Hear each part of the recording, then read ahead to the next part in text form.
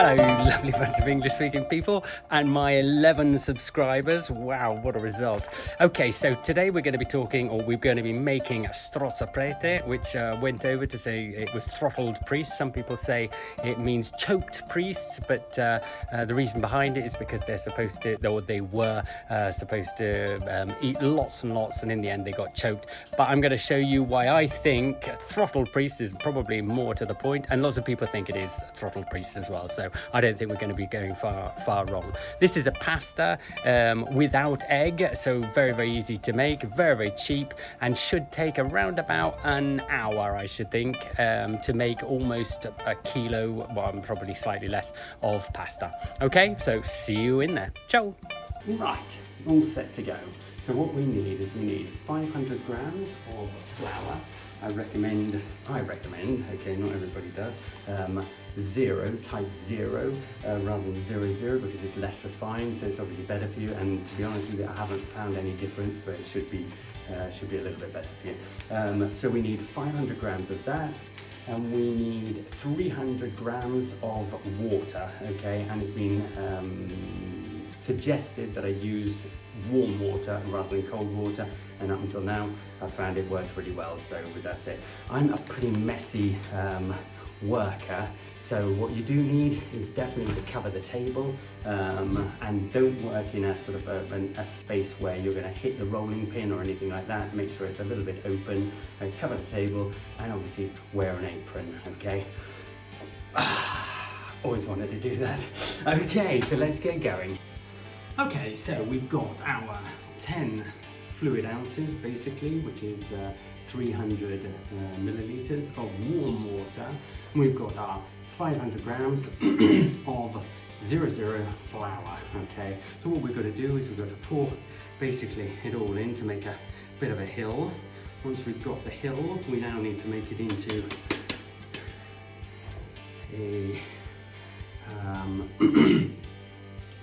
a volcano, okay, of which we're going to fill the middle out, the center up, with a bit of water. Now what I suggest is you pour it in, not all of it straight away, you just put little by little, and as you'll see as I go on, we're going to pour in a little, and as we do it, we need to mix it in, and you'll find that it becomes extremely gooey in the beginning, but then it tends to get more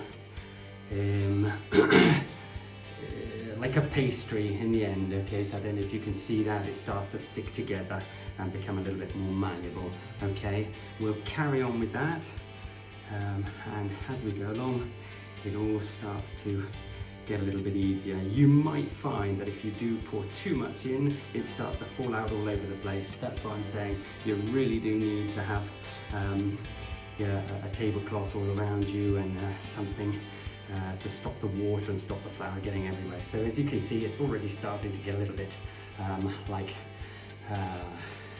a spongy type of ball, okay? So we'll carry on with that and make it all in the same way. As the water goes down, you will need all the 300 grams of water.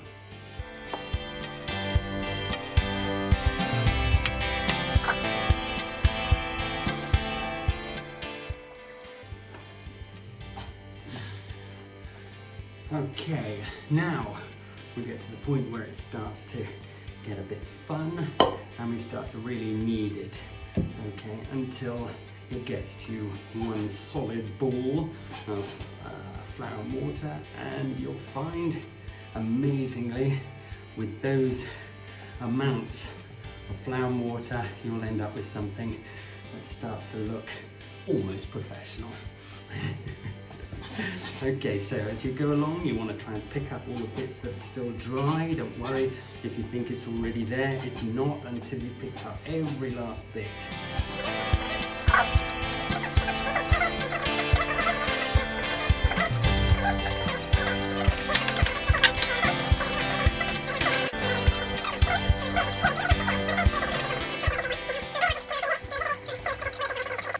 Okay, so we've got our little lump of dough there. We're going to need a little bit more flour, so putting the flour down to make sure it doesn't stick to the wood, okay, and then we just rub it into the wood so it becomes easy to roll in. Okay, now then what I'm going to do is I'm just going to do half and then I'll do the other half afterwards, just because it won't fit on the board. So if you've got a board that's small like mine, I would definitely suggest doing half. You might find that it's actually necessary, even if you've got a fairly big board. When you roll it out, it really does get pretty big. So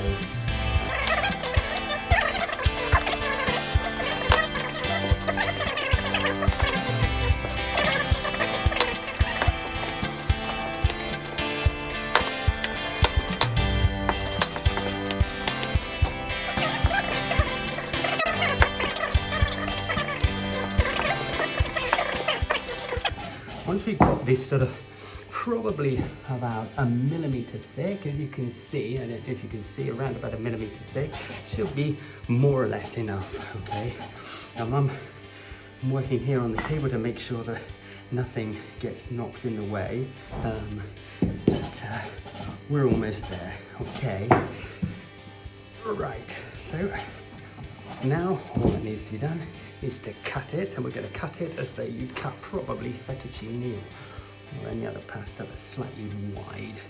Okay, so we need to put it there. Okay, so what we now need is a sharp knife. Okay, I've got one here that I use for chopping vegetables and things like that. It really does need to be sharp. If it's not sharp, then please sharpen it. Otherwise, what you're going to end up is pulling the pasta as you cut it. Okay, put the rolling pin as I do along here and just slice it, then move it around about 1 centimeter and slice it again.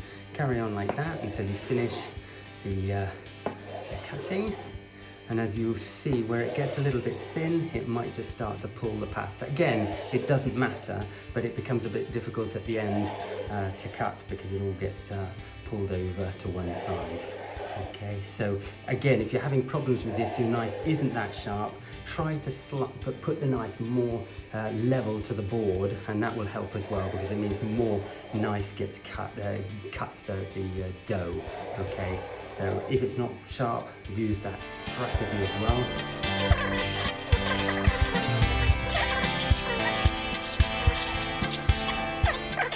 Now we can actually stop here and leave it at fettuccine if we want, I believe. Okay, never having done that, but I will be asking as we go along. Okay.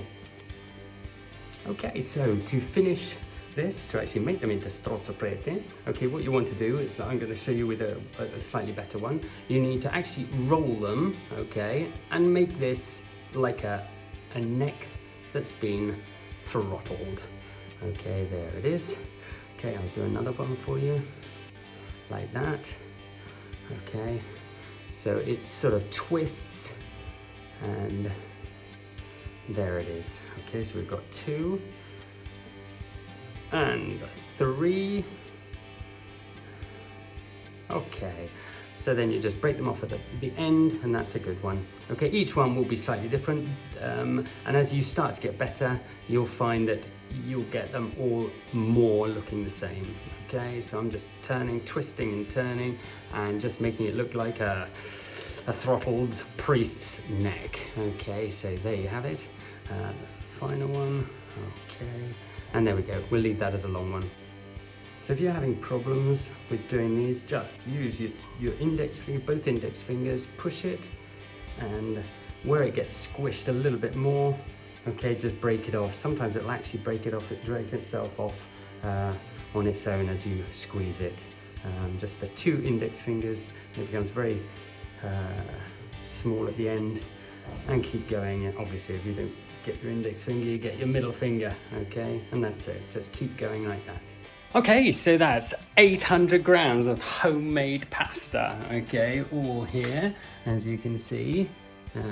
Strozzapreti going in the freezer. So what I'm going to do now is pop them in the freezer, leave them for about a couple of hours, and once those couple of hours are up, I'll then whack them all in a bag, and so whenever I want, I can take out whatever I want.